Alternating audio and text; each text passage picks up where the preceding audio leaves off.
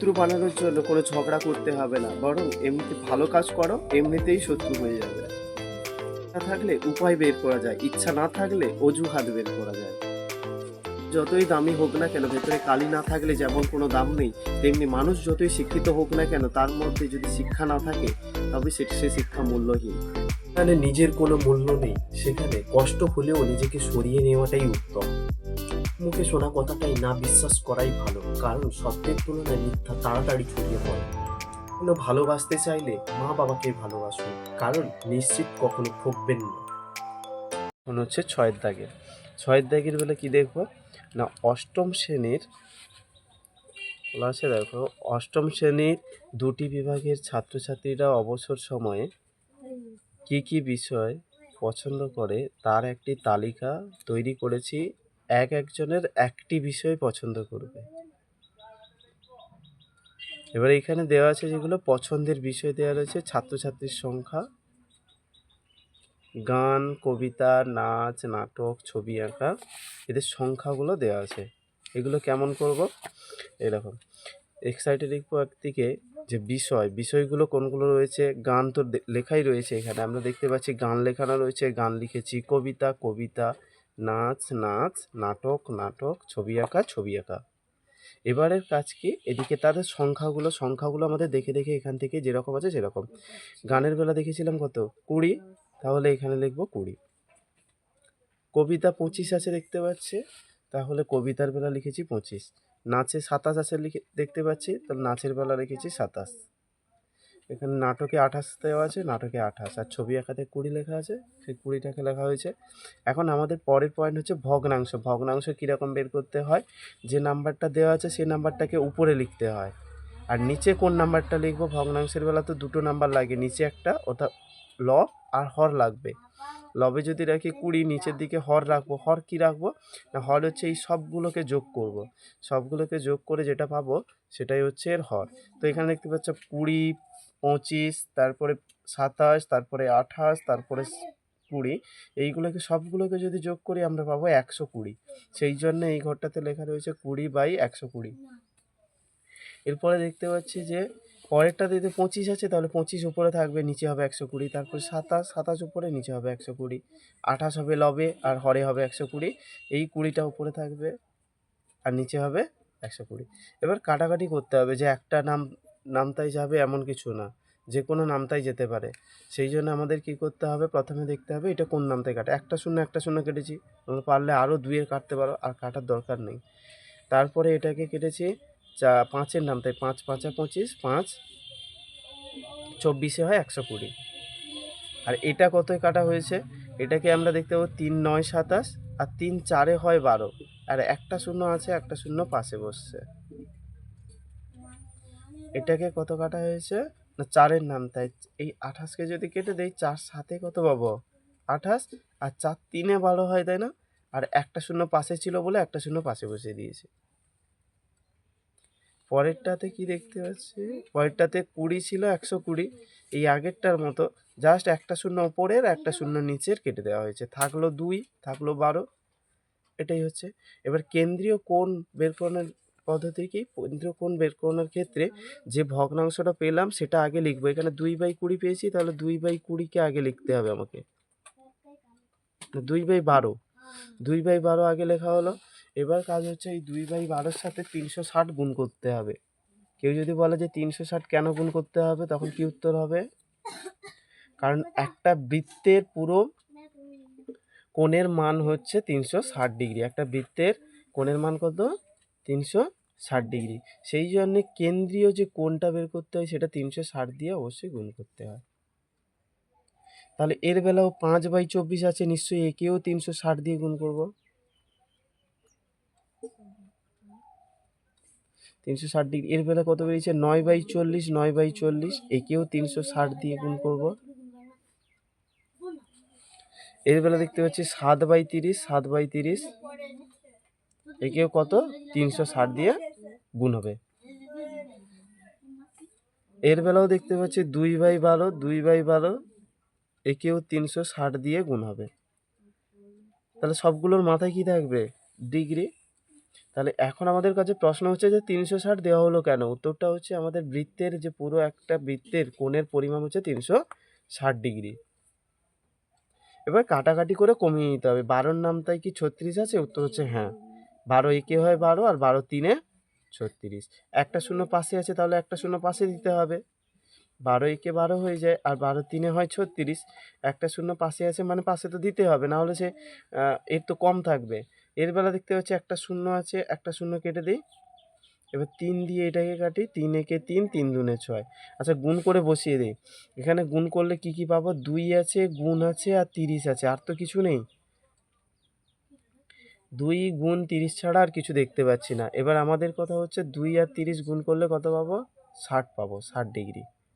অনুরূপভাবে সবগুলোর ক্ষেত্রে এটার বেলা যদি 12 সাথে কত হবে? 84 ডিগ্রি। পরেরগুলো সবগুলো এইরকম ভাবে করে ক্ষেত্রে সেম ভাবে কেটে আমরা 81 ডিগ্রি পেয়েছি। 4 নামতায় কাটা হয়েছে, এটার ক্ষেত্রে 24 অর্থাৎ 12 নামতায় কেটে এটা 15 5 75 পেয়েছি। আর এটা 30 দুনে পাবো 60 ডিগ্রি, তাই তো? 60 ডিগ্রি। এই হচ্ছে ব্যাপার। এখন আমাদের কাজ হচ্ছে এখানে একটা বৃত্তীয় কোণ আঁকতে হবে। কোণটা আঁকা যাক। কোণটা কিভাবে আঁকবো? কোণ আঁকার জন্য আমাদের যেটা লাগবে সেটা হচ্ছে একটা চাঁদা লাগবে আর পেন্সিল, কম্পাস। এই যে কেন্দ্রীয় কোণগুলো আঁকতে গেলে প্রথমে আমাদের একটা আনুমানিক একটা বৃত্ত এঁকে নিতে হয়। এর কোনো নির্দিষ্ট মাপ নেই যে এই মাপে আঁকতে হবে। তারপরে আমি কেন্দ্রীয় থেকে একটা দাগ টেনে দিলাম। দেখো এটাকে বলা হয় ব্যাসার্ধ। তোমরা আগের ক্লাসে জানো এটাকে কি বলা হয়? ব্যাসার্ধ। এই ব্যাসার্ধকে একটা মাপ নিলাম। এবার আমাদের প্রথম কোণটার দিকে তাকাতে হবে। প্রথম কোণটা যেটা, সেটা কোণটা গানের কথা বলছিল। তো গান পেয়েছি 60 ডিগ্রি। তো এখানে আমরা সেই 60 ডিগ্রিটা এঁকে ফেলবো। কীরকম আঁকবো? আঁকার জন্য চাঁদা বসালাম। চাঁদা বসিয়ে এখানে দেখো যে এইখানে দেখো এখানে 10 20 30 40 50 60, আমার এইখানে হবে 60 ডিগ্রি। এই 60 ডিগ্রিটাকে আমাদের যোগ করে দিতে হবে লাস্টে। তাহলে এইটা গেলাম আমরা 60 ডিগ্রি আর এর নাম কি? গান। অর্থাৎ কিসের মাপ? সেটা গানের। লাস্টে পেলাম আবার পেয়েছি 75। তাহলে 75 আছে, এটা কবিতা। 75টাকে আঁকার নিয়ম হচ্ছে এই 60 ডিগ্রিটাকে এবার ছেড়ে দিই, 60 ডিগ্রির মাথার উপরে আবার বসাবো। এখানে বসিয়ে 75 কোথায় পাবো? 10 20 30 40 50 60 70 75, এইখানে ঠিক 75। তো এই 75টাকে লাস্টে আমাদেরকে জুড়ে দিতে হবে। যদি জুড়ে দিই আমরা পেয়ে যাব এটা 75 ডিগ্রি। তাহলে এটা কত পেলাম? 75 ডিগ্রি। আর এখানে যেটা পেয়েছি সেটা হচ্ছে কবিতা। তাহলে এখানে কবিতা বলে লিখে দেব, কবিতা। আবার পেয়েছি নাচে 81। 81-র বেলা আবার খাতাটাকে প্রয়োজন হলে একটু ঘুরিয়ে নিয়ে এই 75 ঠিক উপরে আবার চাঁদা বসাবো। চাঁদা বসিয়ে এখান থেকে 81 করব। এখান থেকে 81টা কেমন করব? এই 75 ঠিক উপরের দিকে আমরা যদি এখানে বসাই, এখান থেকে দেখো 80, 80-র ঠিক এক ঘর পরে এইখানটা হচ্ছে 81। তো এই 81টাকে আবার দাগ দিয়ে দেবো।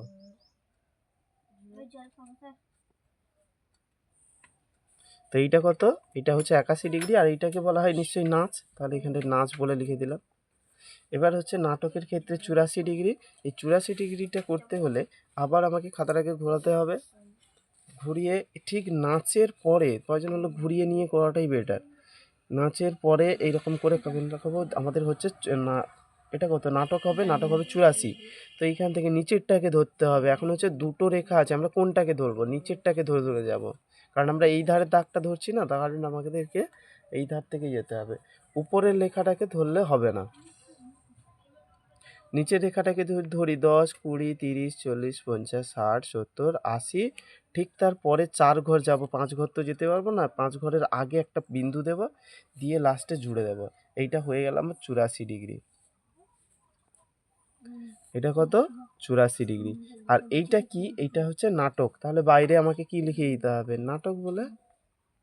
আর লাস্টে যেটা বাকি থাকবে সেটা আর মাপার দরকার নেই, লাস্টে লিখে দেবো 60 ডিগ্রি বলে।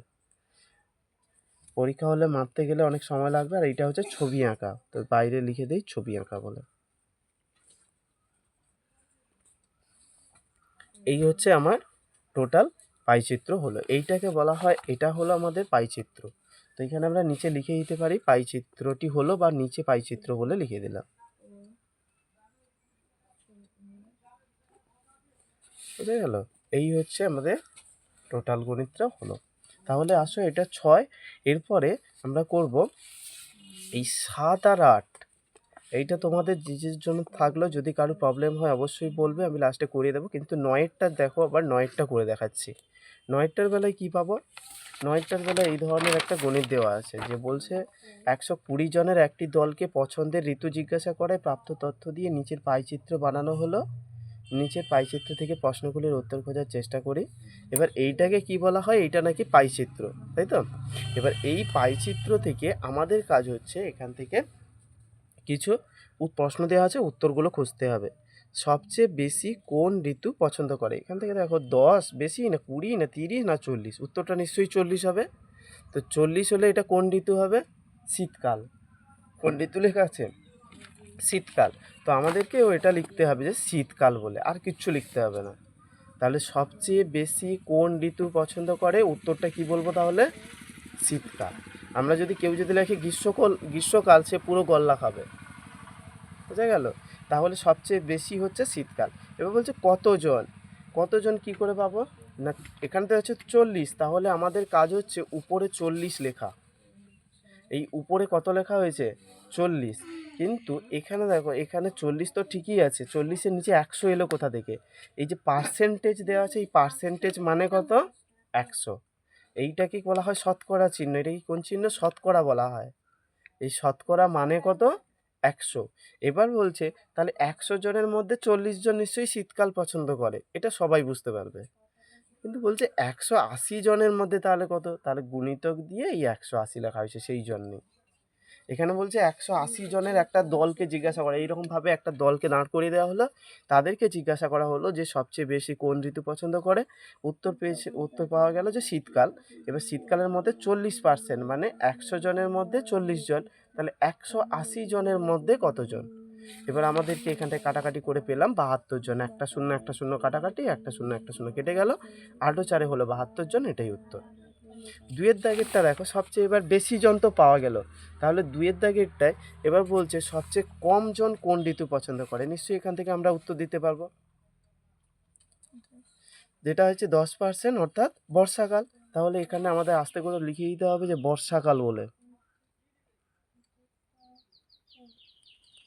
এবার বলছে কতজন, এর বেলাও মতো, বর্ষাকাল তো 10, তাহলে উপরে লিখবো আমরা, উপরের দিকে লিখবো যে 10 বলে, আর নিচে লিখবো 100 ইন্টু, তাহলে এখানে কত হবে? 180। এবার এর মতো একটা শূন্য কেটে দিই আগেরটার মতো, আরও একটা শূন্য এখানে কাটাকাটি করা যাবে। মানে এইটা হচ্ছে পুরো উপরের পার্ট, কেউ নিচের পার্ট ভাবা যাবে না। এটা হচ্ছে কতটা? উপরের পার্ট, মানে উপরের অংশ। এবার 18 একে কত হয়? 18 জন। সবচেয়ে কম ঋতু কোনটা পছন্দ করে? তাহলে বর্ষাকাল। এবার নেক্সট হচ্ছে বলছে কতজন গ্রীষ্মকাল পছন্দ করে লিখি। গ্রীষ্মকাল তো 20%। এবার গ্রীষ্মকালের বেলা 3 নম্বরে যেটা পয়েন্টটা দিয়েছে, এটা গ্রীষ্মকালের কথা বলছে।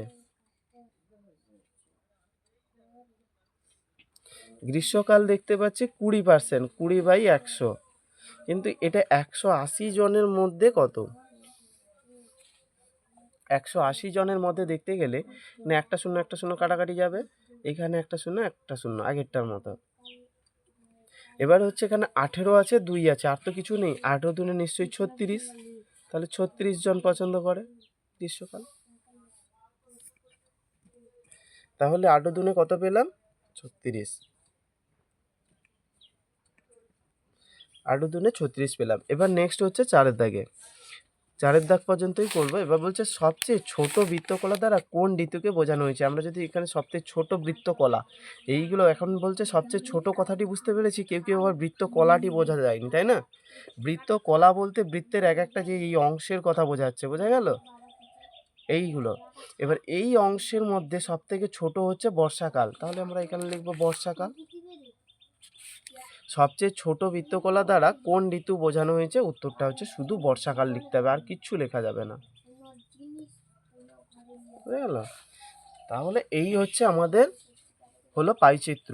এখানে 7 দাগ আর 8 দাগ করানো হলো না, যাদের কিছু যদি প্রবলেম থাকে অবশ্যই কমেন্ট করে জানাবে, তাদের জন্য আবার করিয়ে দেবো।